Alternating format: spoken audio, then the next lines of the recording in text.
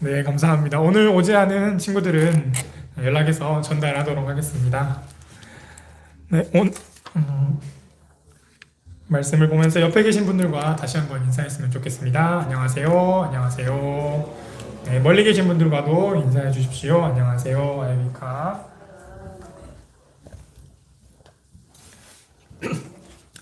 네, 오늘은 새롭게 쓰시는 하나님이라는 주제로 하나님의 말씀을 보고자 합니다. 오늘 말씀은 민수기 15장의 말씀입니다. 오늘 본문은 4월 18일에 새벽 기도에서 살펴보았던 말씀입니다. 그런데 새벽 기도 말씀에 제게 주셨던 은혜가 있었고 또 그 후에 더해 주시는 은혜들이 있어서 성도님들과 함께 나누고 싶습니다. 네, 먼저 사진 한 장을 함께 보고자 합니다. 네, 아마 이 사진을 알고 계시는 분도 계실 것입니다. 왠지 예배 시간에는 조금 어울리지 않는 그런 사물인 것도 같습니다. 보시는 대로 남성의 소변기입니다. 2000년도에 이 소변기가 판매가 되었는데 그 판매가가 무려 176만 달러. 제가 계산이 안 돼가지고 인터넷 보니까 우리나라 돈으로 23억에 팔렸다고 합니다. 2000년에 23억이었으니까 23년이 지난 지금은 아마 더 금전적인 가치가 올라갔을 것으로 생각됩니다. 이것은 마르셀 듀샹이라는 예술가의 작품입니다. 1900년대 초에 듀샹이라는 예술가는 당시에 이미 유명한 예술가였습니다. 당시 듀샹은 1917년에 자신의 이름을 숨기고 가명을 써서 이 작품을 출품하였습니다. 그런데 당시의 전시회 감독들은 이 작품이 예술 작품이 아니라는 이유로 출시를 거절하였습니다.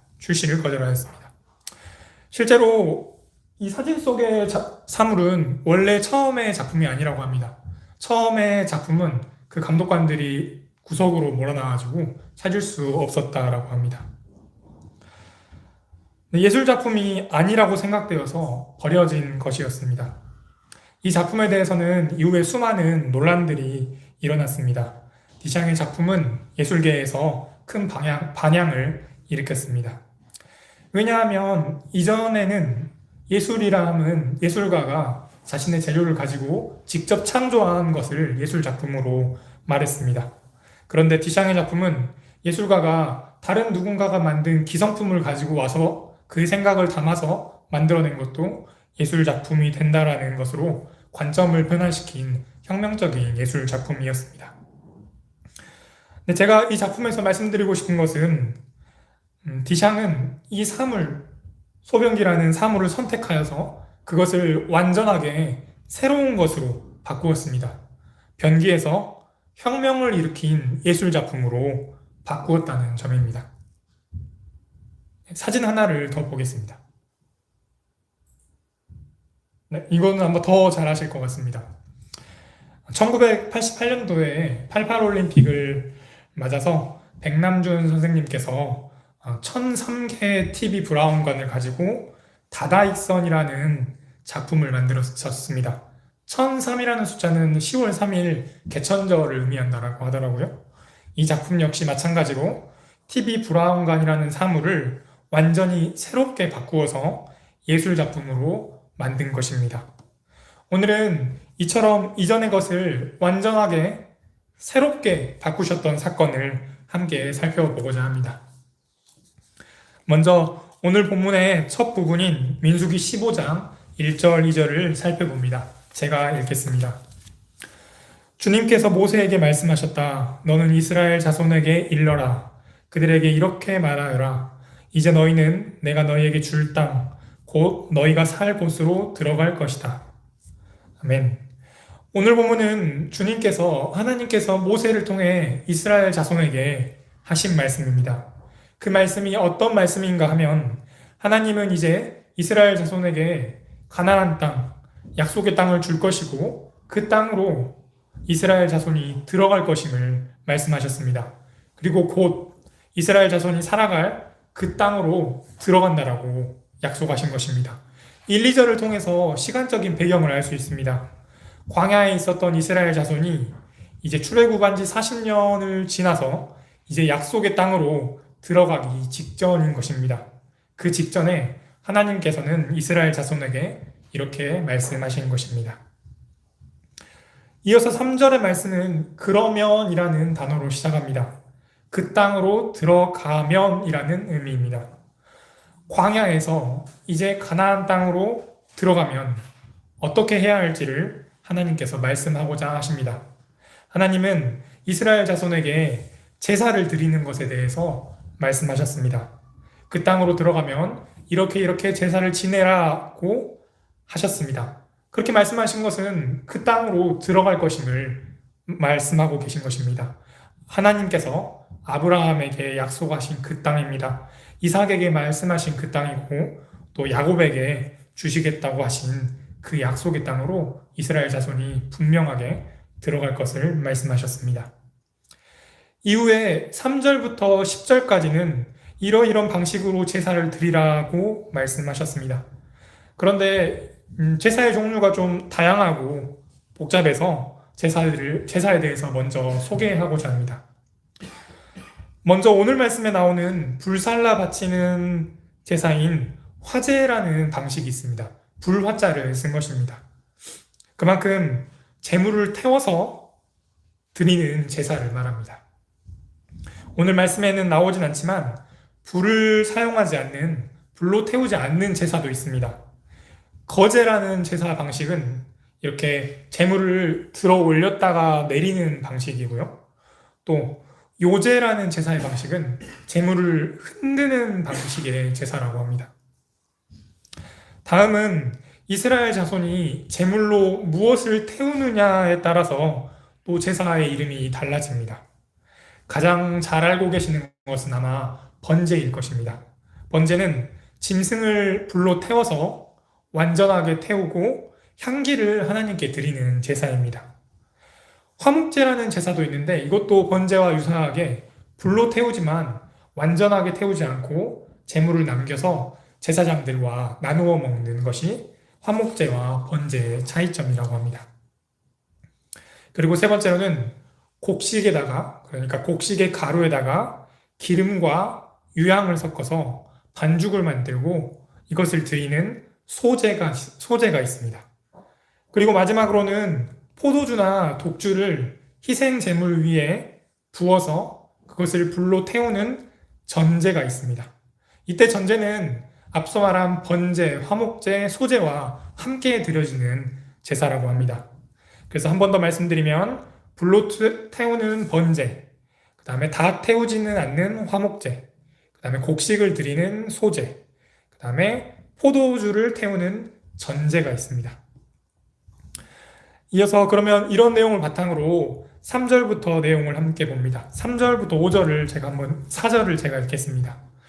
그러면 너희는 소떼나 양떼 가운데서 제물을 골라 나 주에게 불살라 바치는 제사 곧 주를 기쁘게 하는 향기를 드리게 될 것이다. 서원한 것을 갚으려고 드리든 자원에서 바치는 제물을 드리든 너희가 지키는 여러 절기에 드리는 번제나 희생제를 드릴 것이다. 나 주에게 제물을 바칠 사람은 고운 가루 10분의 1 에바에 기름 4분의 1 흰을 반죽한 곡식 제물을 함께 주에게 바쳐야 한다. 네, 3절부터 4절까지의 제사는 이렇게 불로 태우는 화제를 드리는데 그 화제의 종류가 4가지가 있습니다. 서원하는 제사, 자원하는 제사, 절기에 드리는 번제, 그리고 희생제가 있다는 것을 말합니다. 그리고 여기서 소나 양을 제물로 드리는데 거기에다가 아까 고운 가루 10분의 1 에바에 기름 4분의 1 흰을 반죽한 곡식 제물, 그러니까 소제죠. 그것을 함께 드리라고 하십니다. 그래서 단위에 대해서 좀 더 살펴보면 에바는 광주리와 같다고 합니다. 1에바는 22리터 정도에 해당하는데 우리나라에서 이렇게 네모진 되가 있죠. 되를 10개를 부은 것이 에바라고 합니다. 그래서 곡식을 곱게 한 가루 10분의 1 에바는 22리터의 10분의 1이니까 2리터 정도가 되었습니다. 저희 2리터 물 페트병으로 그 곡식을 담는 정도입니다. 이어서는 기름입니다. 기름 4분의 1 흰이라는 단위를 드리라고 합니다. 1흰은 3.6리터이니까 여기서 4분의 1 흰을 드리면 900ml. 그러니까 500ml 병 두 개를 약간 못 채운 정도의 기름입니다. 그러니까 1리터 정도, 2리터 정도의 곡식에 900ml의 기름을 부어서 반죽을 만들어서 드리는 것입니다. 네, 그래서 이후에 5절부터 7절은 제물이 어린 양일 경우와 또 순양 한 마리일 경우에 대해서 말합니다. 어린 양에는 0.9리터 정도의 포도주, 순양 한 마리에는 4리터 정도의 곡식가루에 1리터 정도의 기름과 1리터 정도의 포도주를 함께 태웁니다. 그리고 8절, 9절은 화목제로 드리는데 곡식과 기름, 그리고 포도주가 어느 정도의 양을 드려야 되는지에 대해서 말하고 있습니다. 네, 이 경우를 이제 쭉 정리를 해보면 양과 소와 염소를 제물로 드리는 그 번제에다가 곡식가루에 기름을 섞은 반죽을 드리는 태우는 소제를 드리고 또 짐승과 곡식 반죽 위에다가 포도주를 부어서 그것을 태우는 전제를 함께 드렸습니다. 이것을 불로 태웠기 때문에 화제라라고 이름을 부었고 하나님께서는 그 제물에 타는 향기를 기쁘게 받으신다라고 말하였습니다. 그래서 하나님께서 자신이 원하시는 제사의 방식을 이렇게 이스라엘에게 안내하셨습니다. 그러면 질문이 생깁니다. 왜 하나님은 이 향기를 받으려고 하시는 걸까? 제사를 드리는 이유는 무엇일까에 대해서 물음표가 생깁니다. 크게 번제와 화목제에 대해서 나누어 봅니다. 번제는 하나님과의 관계를 회복하기 위한 제사입니다. 그리고 화목제는 하나님과 이스라엘 자손의 관계가 이제 지속적으로 평화롭고 기쁨의 관계를 유지하기 위해 그 기쁨으로 드리는 제사입니다.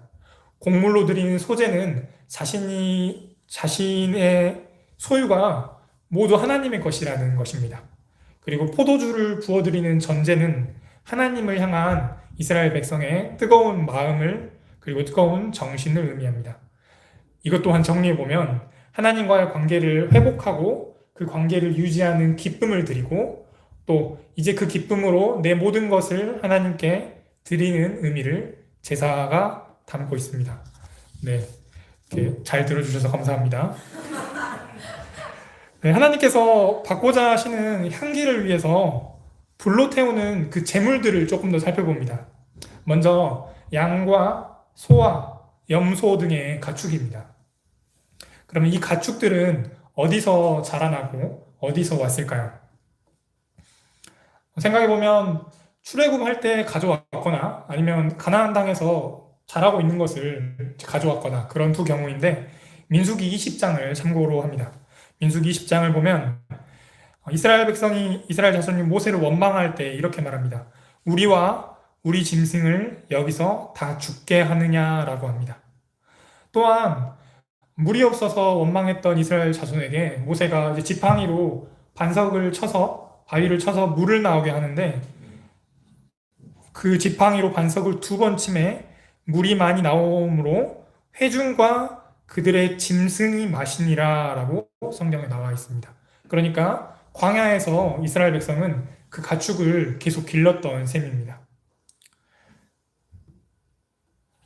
그렇다면 이제 가축을 이집트에서 가져와서 그것을 다시 가나안 땅으로 가져가거나 아니면 광야에서 길러서 가져가거나 아니면 새롭게 가나안 땅에서 이제 길렀거나 그 셋 중에 하나가 해당할 것입니다. 두 번째는 곡식입니다. 곡식은 어디서 왔을까요? 네, 광야 40년 동안에 이스라엘 자손은 광야에서 정착하지 못하고 떠돌아다녔습니다. 어느 한 곳에 정착해서 농업 생활을 하지 못했습니다. 그들은 하나님께서 주시는 만나를 먹었습니다. 만나에 대해서 성경 말씀을 보면 꿀을 섞은 과자와 같다고 합니다. 그래서 이스라엘 자손은 그 만나를 가지고 죽처럼 끓여서 먹거나 혹은 빵처럼 구워서 먹었습니다. 그들에게 만나는 있었지만 수확하는 곡식은 없었습니다. 그렇다면 이 곡식은 어디서 왔을까요? 네, 맞습니다. 이스라엘 자손이 광야를 벗어나 가나안 땅으로 들어가서 거기서 수확하여 먹은 그 곡식입니다. 광야 생활을 벗어나 가나안 땅에 이르렀을 때 이미 곡식이 자라났을 수도 있고 아니면 곡식을 심어 그 다음에 수확했던 곡식 가루였을 수도 있습니다. 그런데 식물은 그 땅의 양분을 먹고 자라납니다. 그래서 농사를 할 때는 그 땅이 굉장히 중요합니다. 땅이 거칠어서 부드럽지 않으면 식물을 잘 심기도 어렵고 또 식물이 잘 뿌리 내리기도 어렵습니다. 그래서 우리는 비료도 하고 또 좋은 땅을 찾아서 그 좋은 땅에 농사를 짓기도 합니다. 그들이 하나님께 드린 그 곡식은 가나안 땅에서 자랐습니다. 가나안 땅입니다. 젖과 꿀이 흐르는 땅입니다. 하나님께서 이스라엘에게 주시고자 하셨지만 이스라엘 백성이 그 당시에 들어가지 못했던 그 땅에서 자란 재물 곡식입니다. 세 번째로는 포도주입니다. 이 포도주는 어디에서 왔을까요? 이 포도주는 무엇으로 만들어졌을까요? 당연히 포도주니까 이렇게 포도로 만들었을 것입니다. 그런데 어디에서 난 포도로 포도주를 만들었을까요? 네, 맞습니다. 마찬가지로 이스라엘 자손은 광야에 정착하지 못했기 때문에 가나안 땅에서 자라서 열매를 맺은 그 포도였습니다. 약속의 땅에서 그 땅의 영양분을 먹고 자란 열매입니다. 그 땅, 가나안 땅을 기반으로 한 열매입니다. 상상을 해봅니다. 가나안 땅의 포도는 어땠을까요? 정확하게 어떤 포도인지는 알 수 없지만 매우 먹음직스러웠을 것 같습니다. 또 싱싱했을 것이고 맛도 아주 좋았을 것입니다. 그 포도가 자란 땅이 하나님께서 약속하신 젖과 꿀이 흐르는 땅이기 때문입니다. 젖과 꿀이 흐르는 땅에서 자라난 포도이기 때문입니다. 기억하시나요? 젖과 꿀이 흐르는 그 땅에서 자라는 포도. 이 포도가 이전에 이스라엘의 역사 속에 등장한 적이 있었습니다. 네, 맞습니다.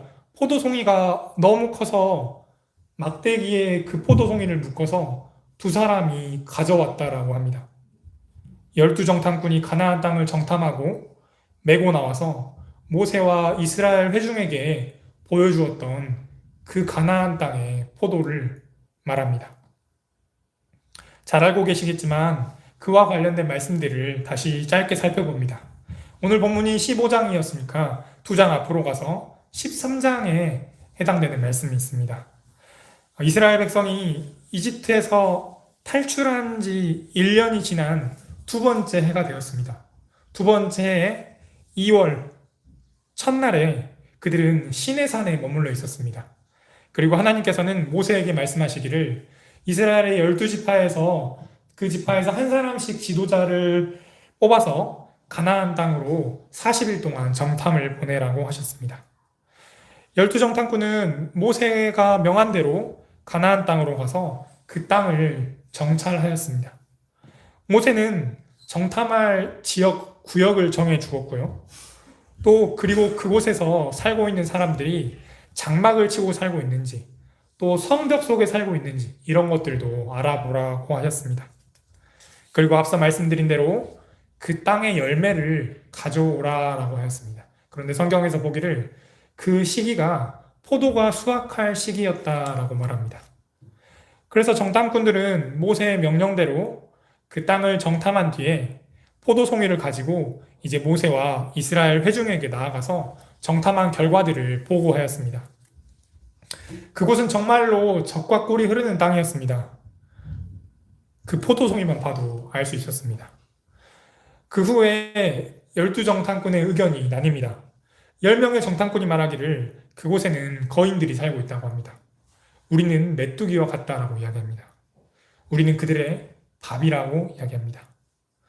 나머지 2명의 정탐꾼 갈렙과 여호수아 중에 갈렙이 이야기하였습니다. 우리가 능히 이기리라. 그렇게 12명의 의견은 갈립니다. 마음과 같아서는 갈렙의 고백처럼 모든 이스라엘 자손이 갈렙의 말대로 그 가나안 땅으로 들어가면 좋았겠지만 이스라엘 자손은 그렇게 하지 못했습니다. 이스라엘 자손은 가나안 땅에 살고 있는 그 사람들이 두려웠습니다. 그들은 아직 이집트의 노예와 같았습니다. 아직은 하나님의 백성으로 살아갈 준비가 되어 있지 않았습니다. 그래서 하나님이 주신 그 약속의 땅으로 순종하여 들어가지 못했습니다.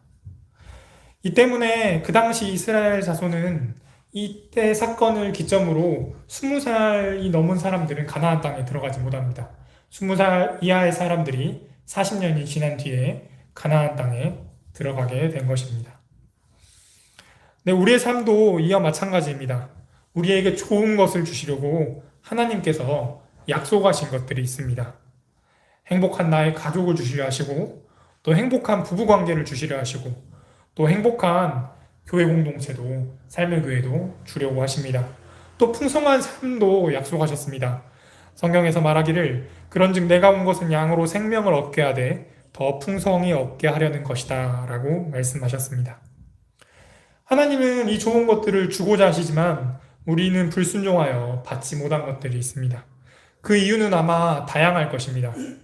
요한 3서에서는 사랑하는 자여 내 영혼이 잘됨 같이 내가 범사에 잘되며 강건하기를 간구한다 라고 하였습니다. 이 말씀은 제게 주시는 말씀입니다. 하나님께서는 제가 건강하기를 원하십니다. 그런데 저는 게을러서 이렇게 운동하는 것을 멀리하고 있습니다. 하나님께서 건강을 주고자 하시지만 그 건강을 받지 못하고 있습니다. 또 같은 다른 이유들로 어떤 사람에게는 두려움이 있을 것입니다. 이스라엘 자손은 가나안 사람들이 무서웠습니다.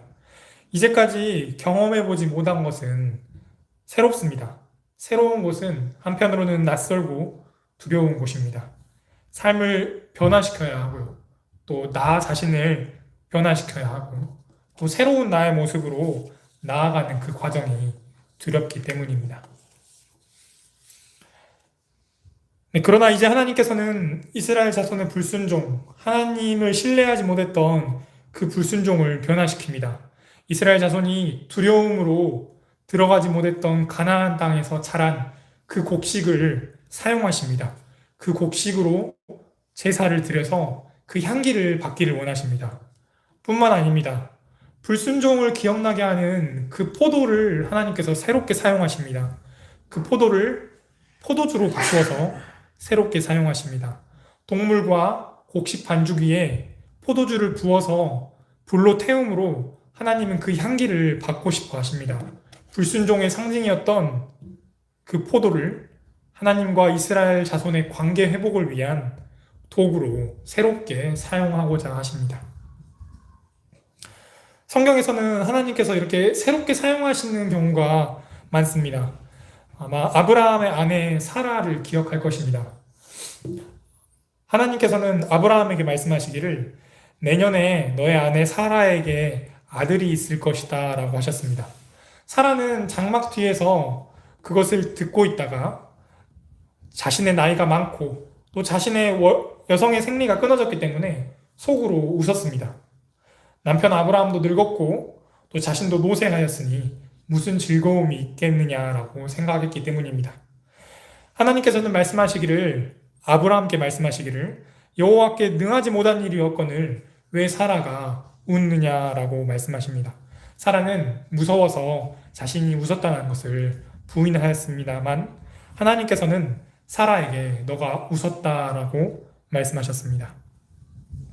그리고 하나님의 말씀처럼 아브라함과 사라 사이에는 노년의 아들 이삭이 태어났습니다. 사라가 아들을 낳은 뒤에 이렇게 말했습니다. 하나님이 나를 웃게 하시니 듣는 자가 다 나와서 함께 웃으리로다. 웃었다라고 말합니다.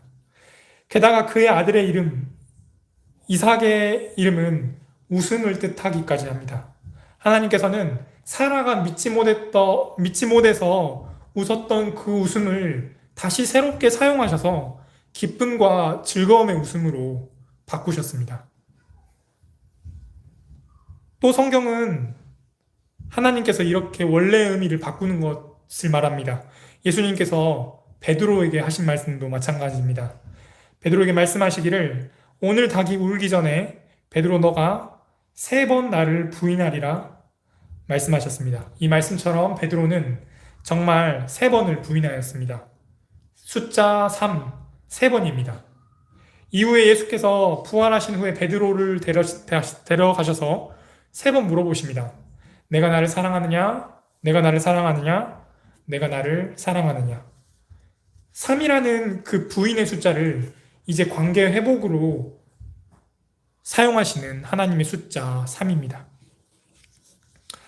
이렇게 변화하시는 사례는 일상에서도 있습니다. 저의 사례를 조금 말씀드리면 저는 이렇게 공간에 대한 지각이나 숫자를 생각하는 것들이 좀 재미있습니다. 왜냐하면 수학은 답이 이렇게 딱딱 떨어지고 또 공간은 머릿속에서 공간이 돌아가는 것들이 되게 즐겁기 때문입니다. 그러면 뭐 이과를 가야 되지 않냐라고 생각하실 수도 있는데 그렇게 하기에는 또 수학을 엄청 잘하는 친구들만큼은 못 해가지고 이과는 가지 못하고 문과로 가면 그래도 조금 경쟁력이 있지 않을까 해서 문과의 교육과정을 밟았습니다. 그렇게 수학은 그래도 조금 자신이 있었는데 수능에서 제 수학 과목은 실패했습니다. 저의 수학은 실패했습니다. 하지만 대학생이 되어서 이 수학이라는 과목은 저희가 학생들을 가르칠 수 있는 그런 도구가 되었습니다. 20대 초중반 시절에 저는 이 수학 과목을 통해 학생들을 가르치면서 또 저의 삶을 유지할 수 있는 수단이 되었고요. 또 그 또한 하나님의 은혜였습니다. 삶의 수단뿐만이 아니라 친구들과 또 이렇게 친해질 수 있는 수단이 되었기 때문입니다. 그래서 실패를 의미했던 저의 수학을 하나님께서는 다시 새롭게 사용하셔서 저의 삶을 영위할 수 있는 도구로 만드셨습니다. 이처럼 하나님은 이전의 것을 새롭게 바꾸시는 분입니다.